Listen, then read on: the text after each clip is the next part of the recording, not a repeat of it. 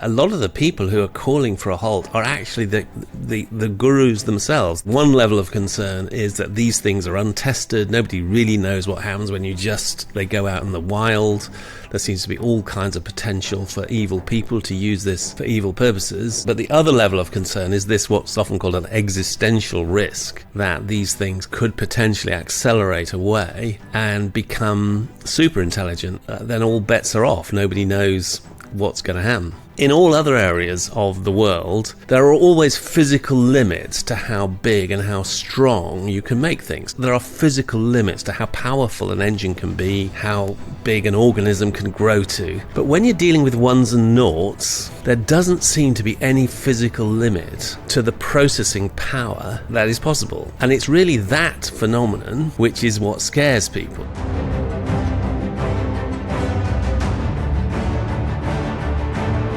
Hi, I'm Glenn from Speak Life. We like to see all things through the lens of Jesus. We're in a series called The Way Back. Is there a way back to Christian faith in our post-Christian moment? We happen to think so, and so does our guest for today. He is Professor John Wyatt, the Emeritus Professor of Neonatology at UCL, and he's also a co-author and editor of a new book called The Robot Will See You Now. Thank you so much for joining me, John. Thanks, Glenn. It's good to be here. Yeah. Now, you have gotten into this issue of artificial intelligence. Tell me why an ex-baby doctor is talking about artificial intelligence. Well, it's a very good question. The reason is that I got more and more interested in how technology impacts modern life and my work as a doctor. And what I saw as repeatedly was that as technology advances, it raises new and difficult questions, particularly about what it means to be human. And as I've been looking wider now, I've retired from frontline doctoring, I'm just convinced that AI is the next big challenge that's coming over the horizon. And again, it's asking that question, what does it mean to be a human being? Right. Do you think it is correctly named artificial intelligence? I guess there's lots of different titles you could call it, but to call it intelligence kind of tips us in a certain direction about what we think AI actually is. Yeah, it's a very controversial issue. A lot of the professionals don't like that term, artificial intelligence, because it's vague, it means anything and nothing. And they prefer much more specific things like machine learning or large language models and so on. But I think artificial intelligence is a very useful portmanteau term, and it's also turned out to be very useful for people who are trying to raise money. Apparently, in any proposal, you have to add AI in there somewhere if you're trying to get investors. So there is no doubt that there is something going on which just in the last few months, which is really significant and which is based around advances in AI. So, yeah, and there have been some huge breakthroughs quite recently. I watched on YouTube a presentation by the guys who made The Social Dilemma, which is a documentary that was seen 100 million times by people in terms of awakening us to the dangers of that particular technology. And they say, well, if you think that poses problems for humanity, you ain't seen nothing yet, because AI takes that to new levels of technological advance and breakthrough, and the rate of change at which these things are happening is such that we really need to put the brakes on things. And in response to that kind of presentation, people like Elon Musk and Yuval Noah Harari and many other very prominent people have said they've wanted to slow things down. In fact, one of the statistics that was given in the AI dilemma presentation was that something like 10% of those who are working in AI. It's not that. It's 50% of those working within AI think that there's a potential 10% chance of an extinction level event caused by AI. Yeah, and they made the point that if you were going to get on a plane, and the engineers that worked on the plane, half of them thought that there was a 10% chance that this plane is going to go down, you wouldn't board the plane. Why is this such a dangerous thing? Well, it's fascinating. And you're absolutely right that a lot of the people who are calling for a halt are actually the gurus themselves. These are very senior and very highly respected computer scientists who've been actively involved in this work. And they are some of the people who are asking for it to be halted. And broadly speaking, there are two levels of concern. One level of concern is that these things are untested. Nobody really knows what happens when they go out in the wild. There seems to be all kinds of potential for evil people to use this for evil purposes. So that's one level of concern. But the other level of concern is this, what's often called an existential risk, that these things could potentially accelerate away and become super intelligent. And when they become super intelligent, then all bets are off. Nobody knows what's going to happen. The interesting thing is about computers and artificial intelligence is that in all other areas of the world, there are always physical limits to how big and how strong you can make things. So there are physical limits to how big an engine, how powerful an engine can be, how big a plane can be, how big an organism can grow to. But when you're dealing with ones and noughts, there doesn't seem to be any physical limit to the processing power that is possible. And it's really that phenomenon which is what scares people, because you put an axis along here and you say, this is the intelligent axis, and, a mouse is here, and a chimpanzee is here, and the village idiot is here, and Einstein is here. And then what happens when, this computer is so far ahead of Einstein, as Einstein is ahead of the mouse? And so that's that kind of existential threat which is being talked about. And at one level, it's completely understandable. That's why having the definition of intelligence more clear in our thinking would really help. Because if it just means computational power, that's one thing. But if it means intelligence in the same way that Einstein is intelligent, then that's quite a different proposition, would you say? Absolutely right. And so this is how what's so fascinating is the way that these technological advances force us to think more profoundly about what it means to be human. And are we, as one person put it, computer scientists, we're just computers made out of meat, and is there any fundamental difference between a computer made out of meat and a computer made out of silicon? And so certainly there are many people who within the tech world who fundamentally would say that's what it is, that there is nothing magic about being human. There's no kind of ghost in the machine. Our brains are simply wiring and connections and impulses. And yet we know that out of this collection of wiring and impulses have come the most extraordinary phenomenon. And also what we know is that what has come out of that collection of wiring is not only wonderful things like cathedrals and music and so on, but it's actually the most horrific and terrible things. Stalin and Putin and you name it, the evils that have also come out of wiring. So if that's come out of human wiring, who's to say it can't come out of computer wiring? Right. But the difference between computational power and actual intelligence, which kind of presupposes or at least suggests a kind of a human personality, I think we're talking two different things, aren't we? There's certainly within philosophy of mind, there's the Chinese room argument. Which you're familiar, I'm sure, with the Chinese room arguments. Could you sort of explain it for listeners?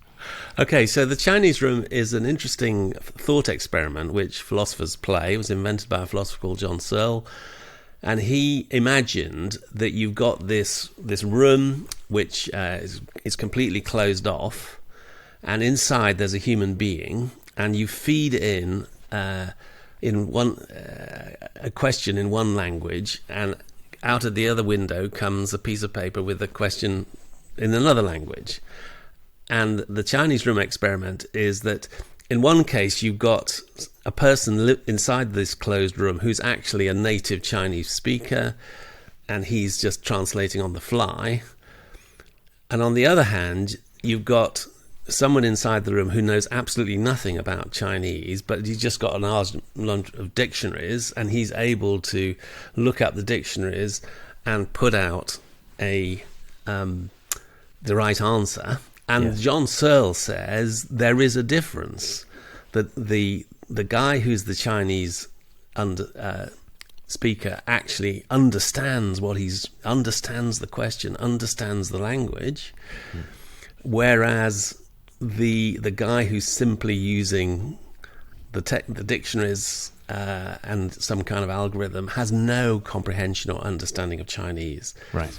And this has been a long debate, because there are other people who come along and say, well, actually, is it really any different because the Chinese speaker is using their own internal dictionaries, which have been created over the years? Is that fundamentally different from somebody using external dictionaries and so on? So as philosophers, they're going to debate this forever. But fundamentally is the idea that intelligence is a very slippery word. Yes. And the problem is when you just say these things are as intelligent as we are, that immediately raises all kinds of questions. Yes. And what? Go on. No. Well, I mean, one thing I'd say about the difference is you could take the Chinese guy out of the box, and you could take the person who's just following the flowcharts, and he's been taught that this character maps onto a 1 and this character maps onto a 0, and he knows what the flowchart is, and he can spit out the right answer. But you take the guy out of the box who isn't a native Chinese speaker, and all of a sudden, like he can't think, because and then my argument would be, well, he hasn't been thinking. He's been processing, but he hasn't been thinking. And I would say there's all the difference in the world between those two different things. Yeah. So I think a different way about thinking about it is that human intelligence is mammalian intelligence. We are mammals. We're born out of the body of another living human being, and then we gradually learn about the world, and we work out there are other things out there, and we fall over and we hurt ourselves, and we learn to babble, and then to speak, and then we learn to read and all that kind of stuff. And this is fundamentally how mammals learn about the world and how they become intelligent. Whereas to say that this kind of mammalian intelligence is the same as quotes this intelligence that the machine has, at one level is ludicrous, because this machine has no understanding in the way that we do about the real world, and what's it like to fall over, what it feels like to walk and to explore and so on. It's a completely different kind of processing, but that doesn't mean to say that there aren't some parallels between the two. Yes. No, there are absolutely parallels between the two, which is why AI can trick us into thinking that we've been speaking to a human and things like that. Well, that's true. And so the fascinating thing about these language models is they're kind of blowing apart this traditional way of thinking about artificial intelligence, because, if now we've got ChatGPT inside the Chinese room,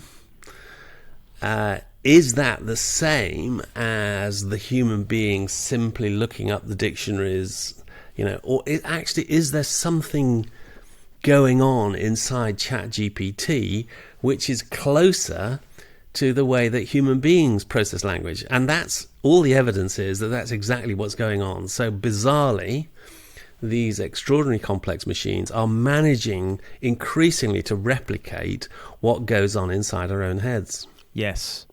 And so we've moved beyond the Alan Turing kind of test for whether something is intelligent or not. So he sort of proposed that we will know that machines have intelligence when they can trick a human into thinking that they've been speaking to another human. We've blasted well beyond passing the Turing test, haven't we? We certainly have, and I've been tricked, including on a podcast when someone presented me this really carefully thoughted paper about how Christians respond to AI, and asked me what I thought about it, and I said, I thought it's okay, not bad, not good, but pretty good, and then said, and that's all ChatGPT. I mean, I was completely fooled.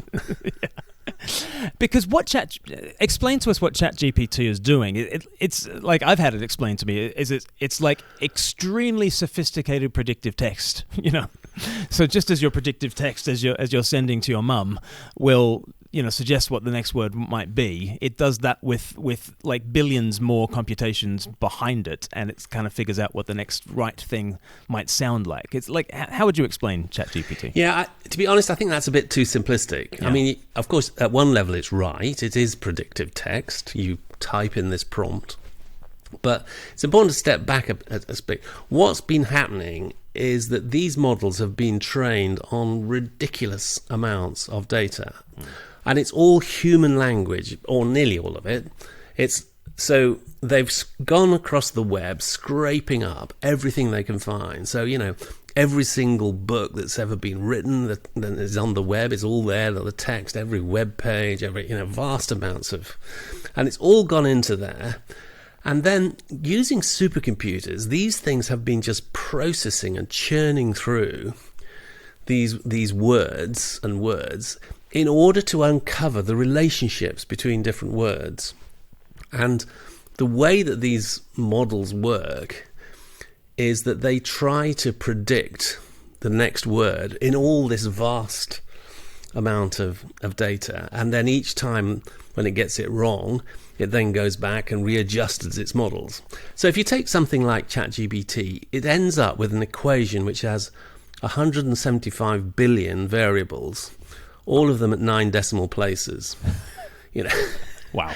And every time, every single word it computes, it uses all of those 175 billion equations in order to work out what the next word is. Right. GPT-4 is thought to have far more, probably 1 trillion or more variables. They haven't actually released how many. Goodness me. But what seems to have happened... See, there are only 50,000 words in the English language, and yet these computers have worked out models that include literally trillions of variables based on those 50,000 words. And what they seem to have done is built up a mathematical model which basically relates every single word in the English language to every other. So the words which are close in meaning, which are synonyms, are mathematically positioned close to one another in the model. And then the further apart that words are, the further they are. And so the precise relationship between all these words is computed. And then it uses this model in order to predict the next word in what it's going to say. Yeah. But interestingly, it doesn't predict, it doesn't just give you the most probable word, because they worked out that if it always gave you the most probable word, what came out was very dull and repetitive and predictive. So actually what it does is it calculates all the 50,000 possible words that could come next in the English language. It ranks them according to probability, and it then chooses words near the top, but with a certain level of random variation. And it's the random variation that gives it this sort of magic sauce that all of a sudden it starts producing meaning. Yes. So I increasingly think that these are not just parrots. They're not just meaningless connections of sounds. In some way, these extraordinarily sophisticated models are managing to understand mathematically the deeper meaning of words. Right. The patterns that are already there, and to bring those to the surface. And the important thing just to think about, and this is where it's all very mind-boggling, is that those patterns in those words were all produced by human minds that had all had this mammalian type of intelligence. These all produced by minds that had learnt. And so implicit in those connections is a much deeper understanding of the world. And these machines have now extracted out of human minds some deeper cognition of the way the world works. And that seems to be the reason why they can even do logic puzzles, or they can work out something which they've never been confronted before, because they're somehow drawing on the implicit understanding that was hidden in all those words. Yes, which makes me think a couple of things. One is a friend of mine who's quite a chess buff.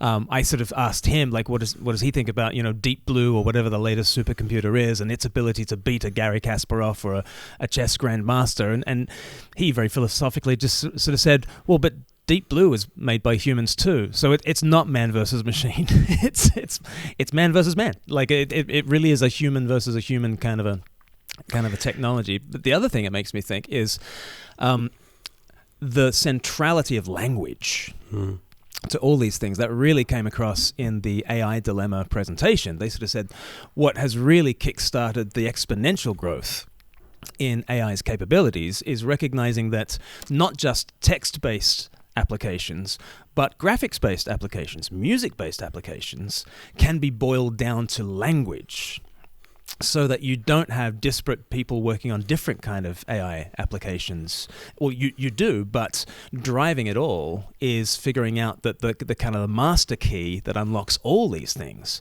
is language. And I'm sitting there as a Christian thinking, hello, that's deeply resonant with me. Well, absolutely right. And this is both very exciting and wonderful, but also frankly scary. Because from a Christian perspective, language is utterly profound. Words are not some kind of trivial thing. I mean, the way that the God of the Bible presents himself is as a speaking God, a God who uses human words and human grammar in order to communicate the most profound aspects of his hidden purposes and meaning and plans and so on. So language is at the very root of the understanding of God himself from a Christian understanding. And of course, Jesus is described in John's Gospel as the Word, the Greek logos. So Jesus is the physical manifestation of the hidden thought of the Godhead. And the Holy Spirit inspires words. He inspires words of human beings. He inspires the words of Scripture. So, language is right at the heart of what the Bible speaks about God, and the fact that we are language-using mammals, the fact that we alone are able to use words to convey meaning, is deeply profound. Yeah. So, what do these conversations? How do these conversations make us think about the question, what is a human? Because it's forcing everyone to ask that question, and Christians should be very glad of this opportunity to speak into this question, because I think we've got some very profound answers to the question. But how does the question, what is a human, crystallize around these issues? Yeah, and as you say, the Christian understanding of what it means to be human is a very deep and profound concept. But certainly, in Christian understanding, we are far more than simply mechanisms. We are far more than information processing mechanisms that have evolved out of the primeval slime by entirely meaningless and random processes. So one of the most profound and mysterious things that the Bible says is that human beings are created in God's image, and in order to reflect the very being and character of God. And an analogy I sometimes use is of the way that a map works. That I show the image of the London Underground map, but very distorted, and say, suppose some alien intelligence is through its antennae is picking up this weird image, and it shows these sort of red and these green lines and so on. And you can imagine these alien intelligences trying to process and understand the meaning of this image. They will never understand what they're looking at unless they recognize that it's a map. In other words, the precise relationships of these colored pixels reflects a completely different reality. It reflects these metallic objects which go trundling around particular parts of London.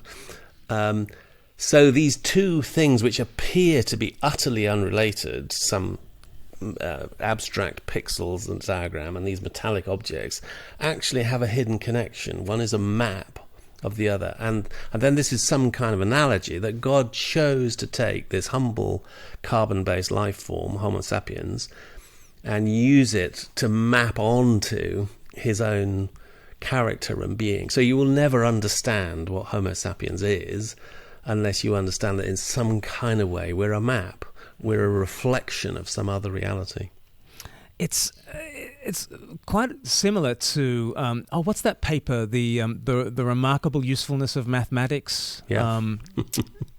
Yes, that's right. That's an important paper in the history of mathematics. Yes. That this discovery that mathematics, which is a kind of game played by people with nothing better to do than to scrawl silly new numbers and scribbles, then it suddenly turns out that these silly games they were playing actually maps onto reality in a very surprising way and turns out to be very useful for physics and engineering. Yes, the unreasonable effectiveness That's of right, mathematics. the unreasonable effectiveness of mathematics. I wonder if, we're due another paper, the unreasonable effectiveness of language. Yes. In describing all things, yeah. Yeah, and because God is a speaking God, because God speaks in order to understand, and because God engages, so in the Genesis narrative, God creates these beings, but he then addresses them as you. He addresses them using language, and he expects them to understand what he's saying. So this idea that we are part of our godlikeness is reflected in our ability to use language. So we've thought a little bit about what is a human, and I think it's a pretty unappealing and dystopian vision if we are just machines who are being superseded by the robots. We have a far richer vision of made in God's image, made with capacities for language, which at its heart also suggests capacities for reciprocity and back and forth relationship and therefore love. And if that's sort of baked into the human person from the outset, that is what we are. Yeah, I'd like to add in another aspect to that, and that is this concept of the person. Okay. So the person, if you trace back where that idea comes from, it's an explicitly Christian idea. Yeah. Interestingly, the classical world didn't have our concept of a person.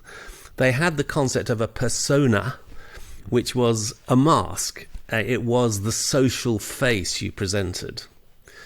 But if you were to ask, a classical Greek or Roman, yes, but what's the person like underneath? They wouldn't know what you're talking about. They didn't have that concept that there was some kind of irreducible personality within. And that the idea comes from theologians reflecting on the scriptures and on the nature of the Trinity, of the triune God. And they came up with this concept of three persons in one Godhead. And that language of personhood then enters into Western thought and is still with us today. Right. And this idea that everyone is a unique person, and that personhood is something which is different from processing power. So, for instance, if you go back to this graph, which has got the mouse and the chimpanzee and the village idiot and then Einstein, and you put on personhood onto this graph, I would say personhood is a different axis. Yes. Because the mouse is not a person, the chimpanzee is a sort of possible half person, but you would say that both the village idiot and Einstein are equally persons, even though they're apart on the processing scale. When it comes to their personhood, you wouldn't, if you think about the brightest person you've ever known and you think about the thickest person you know, you wouldn't say that the brightest person was more of a person than the thickest person. So personhood is something different from processing power. Yes. and it would be very important to teach the machine learning algorithms that truth, wouldn't it? Especially as AI is taking over more and more sort of decision making. So who's in charge of making those kind of calculations? I was involved with ChatGPT 3 and sort of got into a dialogue with ChatGPT 3, and I said, is it okay to kill human persons? And it said, no, it is never okay to kill human persons. Is the unborn human child a person? Yes, the unborn human child is a person. And then I said, is abortion permissible? And then it said, there are a number of different views on this subject, and here's a crisis pregnancy center you could go to, or something like that. And clearly at that point, it had been taught certain things. The logic I was trying to take it on, it was sort of resisting as soon as it sort of could feel that there's a kind of a cultural hot potato that I was asking it. But it made me think it's very important somebody's got to be training these machine learning algorithms to have that view of persons. Otherwise, of course, we're going to be trading them off against each other. Yeah, and actually you've pinpointed a really problematic aspect in these large language models, and that is when in previous versions they just released these things into the wild to see what happened, and then to their horror, surprise, because these things had just been trained on the wild internet, they discovered that these large language models just poured forth obscenities, racist content. I mean, the most horrific stuff just came pouring out, you see. And so they go, we can't have that. So they've now introduced this whole second stage, which is called reinforcing learning with human feedback. Mm-hmm. And basically, they take these raw models, they take a whole load of human beings, and they get the human beings to spend days on end putting prompts into, and then changing the responses, saying, no, that's not acceptable, no, that'll never do, and actually typing in what is an acceptable response. Mm-hmm. And bit by bit, these models then learn, and they don't release them into the wild until they've been suitably sort of doctored. And that's exactly why whenever they come up with a hot potato question, it'll say something very anodyne, and some people think this and some people think that, and I'm only an AI model and I'm not able to have any opinions, sort of thing.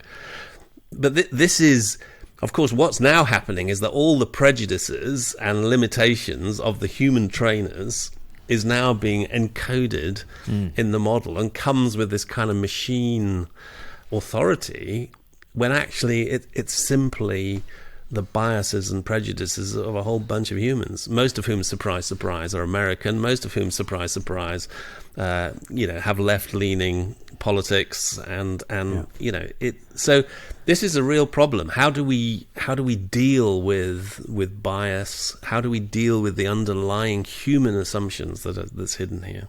I was really surprised at how absolutist it was when I asked it certain questions like, is it ever permissible to lie? No, it is never permissible to lie. And then I said, what if the Nazis ask you, do you have Jews hiding in the cellar? No, it is never permissible to lie. And you're like, okay, we're still not there yet in terms of training it in these things. And other things I found ChatGPT doing is inventing whole cloth these studies. So like if you ask it to, write you a paper on whether it's ever permissible to lie, I guess it's kind of thinking about what would sound right. And it would sound right in paragraph 3 to cite a study done in 1969 in the University of Stanford. It's been known to make up, studies whole cloth because of. And this is a huge problem because they're not designed to identify truth. They're designed to predict the most likely next word. And if the next word, the most likely next word is that it's an author or sounds. So they often use the right authors, who've written in this field. Yes. And the next word, well, it's going to be a volume number, so we'll make up a volume number. And the next word, well, it's going to be a date, so we'll put in a date. And as you say, this is sometimes called hallucination or confabulation. They're just making stuff up, and that's incredibly dangerous. Yes, and this is a huge problem for scientific researchers and so on, and for everybody who uses it. Can you ever trust what it's just splurging out? Someone said it's actually, these things are very much like mansplaining. They're incredibly confident. They always know everything about everything, and the fact that most of it's wrong, it never stops them. I think it's probably another brick in the wall that helps Alvin Plantinga's argument. He's got the evolutionary argument against naturalism, which essentially is that if the human mind evolved purely in order to survive, then it's not geared to tracking truth, it's geared to tracking survival, and survival and truth are very different things, or they're at least significantly different things. And I guess we're doing live experiments on what it looks like to have an intelligence that just tracks what sounds right, as opposed to what is actually real. And so, yeah, it's another point in the favor of Alvin Plantinga, I would say. Absolutely. Although he wasn't the first one to come up with it. I mean, C.S. Lewis and other people had come up with that before. But it's a very, very powerful argument. It basically says that evolution is all about survival of the fittest. So if the reason why we developed all this extra stuff in our head is because it improved our survival on the African savannah, and therefore, if the brain has a choice between telling you something that is true versus telling you something that's going to improve your survival odds, the brain will always tell you something that improves your survival odds. In other words, you could never trust anything about your brain ever again.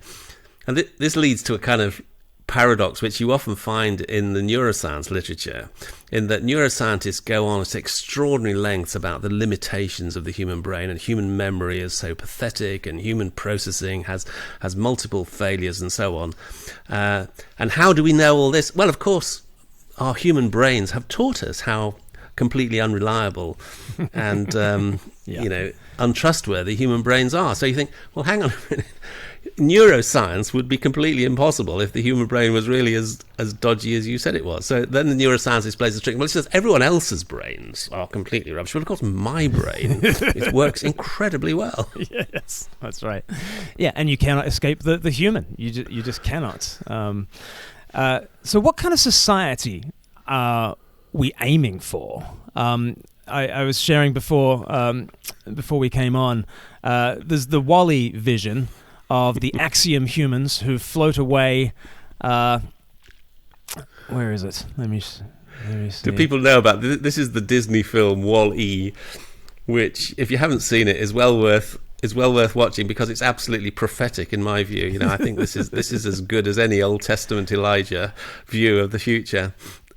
Absolutely. So we've just got people on their ark, essentially, kind of having jettisoned life on a planet that they've overpopulated and polluted far too much, and so they just float around on these armchairs with their screens and their snacks, getting morbidly obese and completely oblivious to life around them. Is this the future, John Wyatt? Well, to be honest, I think this is the question which doesn't get asked enough. Because I think the question of what is all this technology for? What is the end game? What's its telos? What's its direction? What is it leading us to? What kind of world are we building for our children? Because I think most people don't think about this at all. But if they do think about it, there's a kind of techno-utopian view of the future, which is basically everything becomes effortless. Everything becomes frictionless. Whatever you think, whatever you want, whatever dreams you have, whatever emotions you wish to experience, instantaneously, ping, they are there. And it's above all, it's frictionless. There's nothing that gets in the way. And then you pause for a moment, you say, is that kind of a world in which human beings like you and I are actually going to flourish? Because if you think back on what it means to be human, how did we learn? How did we grow? How do we develop? Well, it turns out we need friction. We need a world which pushes back at us. We need to hurt ourselves and fall over. We need perseverance. We need struggle. We need difficulty. So a frictionless technological world, I think it sounds more like a hell than a utopia. It's a brave new world, yeah, and it's that vision, it's, and so you get in the Hunger Games, don't you? These two, both visions of 1984 kind of dystopia and Brave New World dystopia. You've got the 1984 dystopia out with Katniss Everdeen and the surveillance, but you've also got in the capital the brave new world of people just enjoying the spoils of technological fruitfulness and being enslaved to their own passions in that kind of way. I remember as an undergraduate studying philosophy, and one of the thought experiments that was used as a way of countering Epicureanism, that sort of ancient philosophy of basically hedonism and pleasure is the ultimate good. And I remember studying, this is in the 1900s, John. In the 1900s, we studied this. You remember studying in the 1900s? I remember. Amazing. Yeah, I remember being at a university. Whether I was studying or not is another matter. You can't rely on your memory, of course. You understand that. Your not brain's anymore. pretty I can't. hopeless. Thankfully, we didn't have Facebook back then, so I don't want anybody to remember my university days. So we were studying about Epicurean, and one of the thought experiments was, well, you wouldn't want to live in a gilded cage, would you? You wouldn't want to simply live in a climate-controlled room in which your merest whim was sort of served to you on a platter, would you? You'd want to go and contend forthrightly with the world, with the ups and downs and the bumps and the scrapes, and that's the meaningful life. And it's just interesting, sort of 25 years on, thinking about the kind of lives we do lead, and we are like Wall-E now. We are like the Axiom humans, kind of, and we have our gilded cage sort of in our pockets right now, and it delivers to us all the music in the internet that there ever has been for free right now. It's in my pocket. All the entertainment I could want, it's in my pocket, and it's training us to be Epicureans in so many ways, and therefore the whole idea of retreating from embodied life and simply being entertained becomes more and more plausible, and it becomes this reinforcement loop as technology enables that happening more and more, and it's training us to be Epicureans rather than those who go on the hero's journey to fight the dragon and save the day and that sort of thing. Nobody is responding to that story anymore, it seems. Or am I Well, you wrong? can do it in VR, of course. You can fight as many dragons as you like, but it's all in VR. Meanwhile, yes, you're sitting on your and you can backside. Respawn. When you die, you just respawn, Yes, and that's exactly. fine. Yeah. So, I think these are very real questions, but I don't think the answer is to collapse back into some kind of Luddite, or Amish solution that tries to go back and pretend none of this technology is happening. I think the real challenge we have is to say, how do we redeem? To use a Christian word, I think redemption is a very significant word, and the idea behind redemption is that something which is enslaved, or somebody who is enslaved, is released so that they can be transformed into the kingdom of God and used for good. And the question to me is not, is technology good or bad? It's here and it's advancing. The question is, how can technology be redeemed? How can this powerful stuff be used not to create these Wall-E monsters, which we're all in danger of becoming, but instead for genuine human flourishing and in the interests of interpersonal love, of commitment, of courage, of all the virtues which go into a truly flourishing life. So what can it offer us? What are the benefits of the new developments in AI? What can they offer us positively? Well, I think there's no doubt that they can offer a great deal in terms of the fundamental plumbing of modern society. I don't mean literally, but I mean, well, partly literally, actually. They can actually make it work, the actual plumbing work. But if you think of logistics, you think of all the underpinning that goes on in a modern society, AI is already transforming that and could make it so much better. I mean, if just compare the way that, something like Amazon or some of these similar digital companies work, I can get something really trivial here in London, something that's, of no real significance, but I think that looks quite good. I type it into my laptop, and sometimes the same day, that thing ping, there's a ring on the door, and there it is. It's either that day or the following day.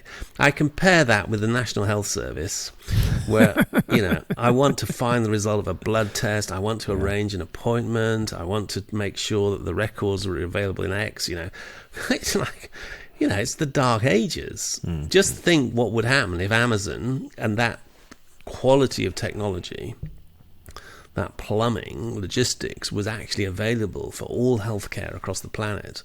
Think how much that would transform people's experience. So I think there is a huge amount that in terms of, that AI could do in terms of just making the things that really matter, which for most people is health, it's education, it's finances, it's the real stuff. It's not sitting at my computer and the social media, so making the real stuff that changes people's lives and affects people's lives, making that run smoothly and effectively and efficiently. I think AI has an enormous potential in there, but it needs to have this human-centered face. It needs to be, and also there's another fascinating idea that comes out of the Christian understanding, and I think that's to do with the nature of evil.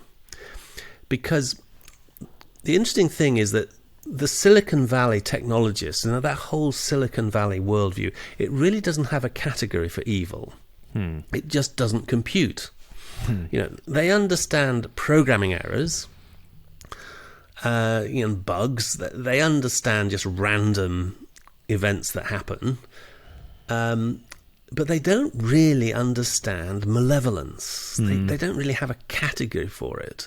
They've now come up with this term called bad actors, as though most human beings, of course, we're all fine, decent, honourable people, and yet sprinkled around there are a few of these weirdos, and we call them bad actors, and we've got to try and limit the bad actors. It's a very naive understanding of evil.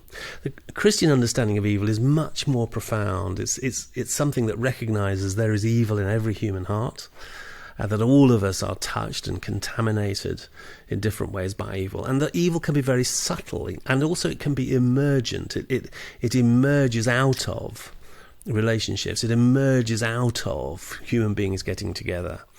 And so I think that that's why, yes, this technology, I genuinely believe, can be redeemed, but it takes a sophisticated understanding of human evil, of the nature of evil, and how we can guard against it. What kind of guardrails can we put in to try to limit the power to do evil? That is fascinating, because my mind's going in a few different directions. But one is, when you mentioned the NHS being stuck in the dark ages, my mind immediately went to, if they just up their game technologically, then my blood test from the hospital can be relayed to the doctor's surgery, and I can get an immediate referral to this person here. And there's all sorts of things that technology could do. But the more you get sucked into that system, that sort of frictionless system, the more it becomes absolutely imperative that you're on the inside of that system and not the outside of that system. Mm-hmm. And therefore, are we not at risk of having a society that would overlook someone who, let's imagine, wouldn't take a vaccine that's that's to be rolled out by the government in 50 years' time, and they won't take the vaccine. They drop off the system, and if a system is just such a closed-knit technocracy, it makes the exclusion of certain people so quick, so easy at the tap of a button. You could kind of eliminate certain people from a social system. simply because we're all on the grid in that sort of way. Has my mind sort of run away with me in dystopian ways? I think you're absolutely right, and I think these are the kind of really challenging issues about as technology advances. And I think again a Christian response and a preoccupation which comes out of the pages of the Bible is a preoccupation with the most vulnerable people. In ancient Israeli society, it was widows, orphans, and immigrants. And God says, I am on the side of the widows and the orphans and the immigrants. And if you want to follow me and be my people, you've got to be, first of all, concerned about these people and to defend them from harm. And this is what it means to know me and to follow me. It means defending widows and orphans. So translate that into 21st century society. Who are the equivalent? Who are the most vulnerable? And how can we make sure they're not left behind? Yeah. But I think also, how do we give this a human face? So, there's this nightmare vision of the health service in that it's all incredibly efficient, but it's all completely, humanless. The robot will see you now. Yeah, absolutely. And so how do we get across that? How do we ensure that the most genuine, humane things, the things where we desperately need a human voice and we need a human arm around us and we need human people to hold our hand and care for us, that isn't lost. Right. And the other place my mind went was when you talked about emergent evil, and I just thought that really gels with what the Social Dilemma guys were saying, who also did the presentation, the AI dilemma, and it made me do this little cartoon about Twitter the other day, because essentially with a piece of technology you think you're in charge of it. and as everybody knows, if it's a free service, you're the product. And so, how I think I use Twitter, for those listening on the podcast, it's a picture which, ironically, I generated with AI using Midjourney, and the cartoon begins with a frame saying how I use Twitter, and it's sort of this heroic-looking guy standing on a hill planting his flag, and he seems to have grown a beard, Glenn. Yeah, I've grown a beard, and you must be taking the hormones. I'm looking very, very handsome there. So that's how I use Twitter. And it's how we think of ourselves on social media. We are performing our views for the clicks. But then how Twitter uses me, and the next frame is basically a giant robot who is shooting people out of this gun, and the robot is called Twitter, and I am the human bullet that has been shot by the algorithm out into the ether to make war on other people, and I am completely the passive agent who is being used by Twitter to be fired into this sort of hashtag war, because conflict is what's driving the algorithm. And then the final frame of the comic is how it all ends, and we've got two robots fighting to the death. Both of them are Twitter, and they're both shooting humans out of their guns at one another. And this seems to have been an emergent property of social media. Like social media, what a great thing. We just get to connect online, don't we? But then what is it that drives the algorithms? Well, it's conflict. And so what is social media trying to get me to do? It's trying to get me to fight with the other guy and using me in these ways. This is a dystopian vision.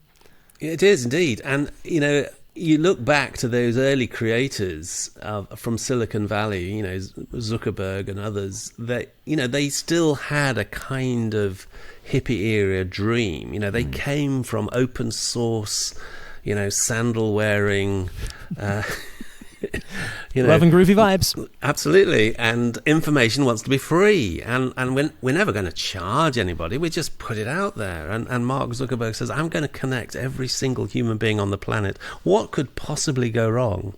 And it's again, all in this very naive. So the sort of technical brilliance combined with appalling naivety when it comes to human beings.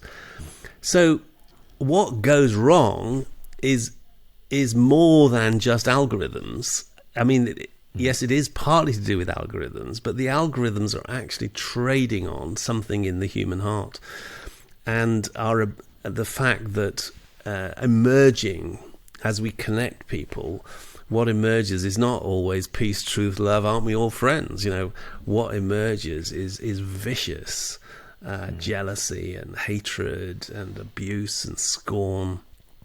And where does that come from? And Jesus said, it's out of the human heart that come all the things that defile us. So it's this deep understanding of the fallenness of human beings, and therefore technology has to be built with very severe and strong guardrails if it's not going to just actually magnify and amplify these fallen tendencies within human beings. Yes. And how should it make us think as people who use social media? So it seems to me like as I've more and more appreciated the fact that I am not just a person who is sharing their views online, but I'm someone being used to generate conflict.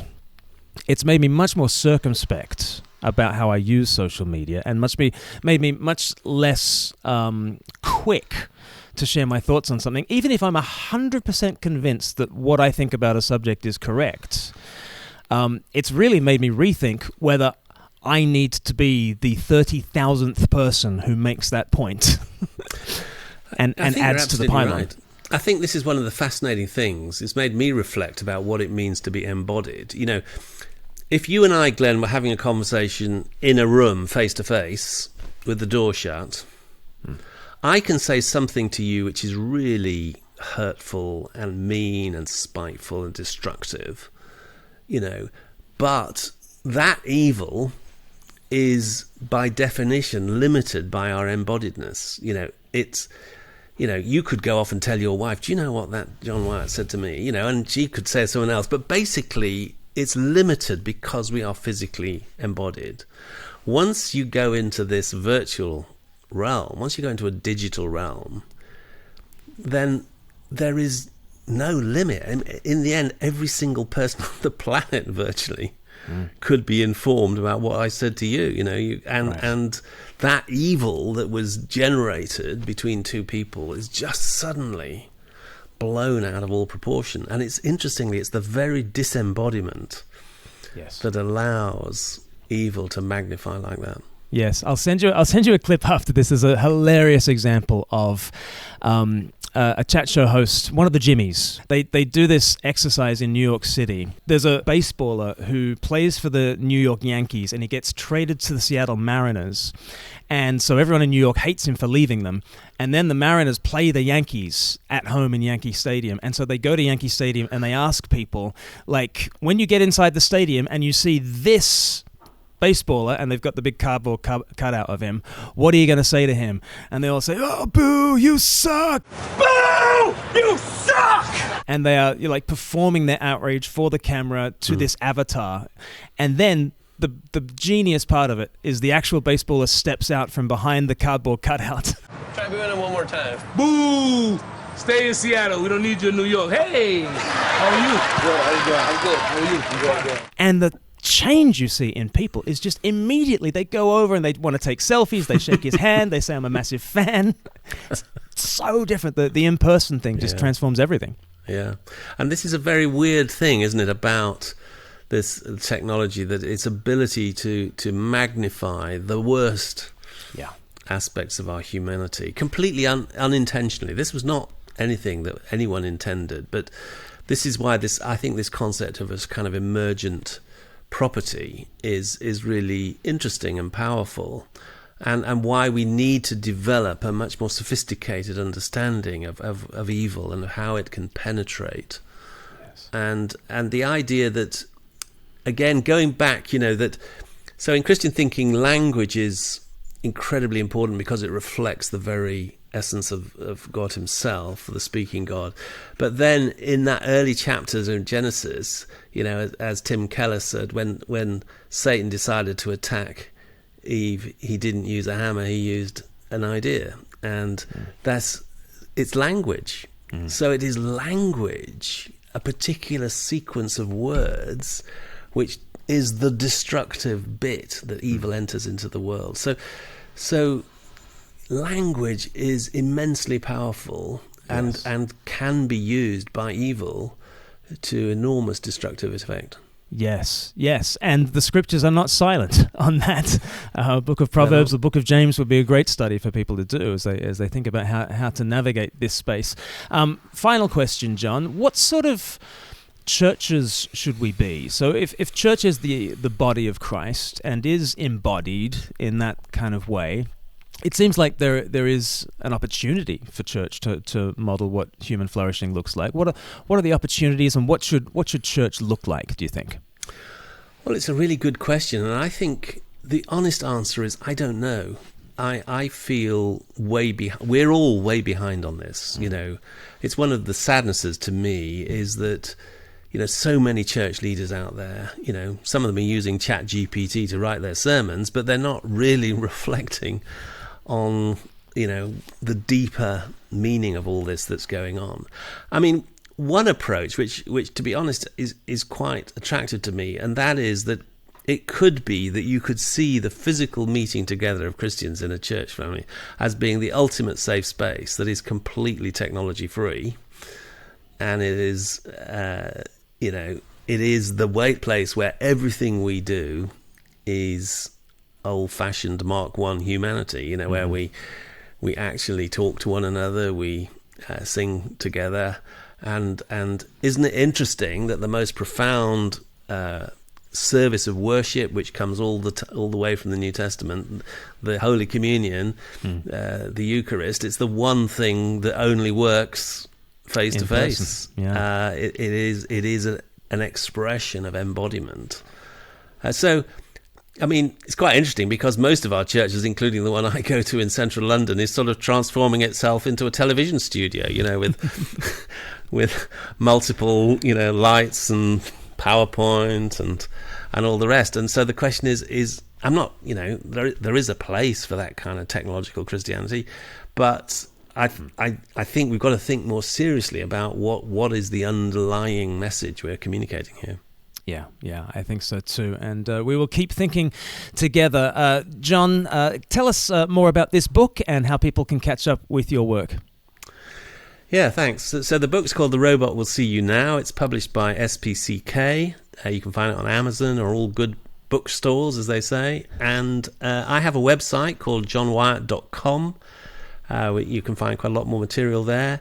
And I have a weekly podcast too, competing with we can all get along together. I love your podcast. I think you and Tim do such a sensational job, and I love listening in on father-son chats that are just full of wisdom and insights, and matters of life and death is a big recommend from me.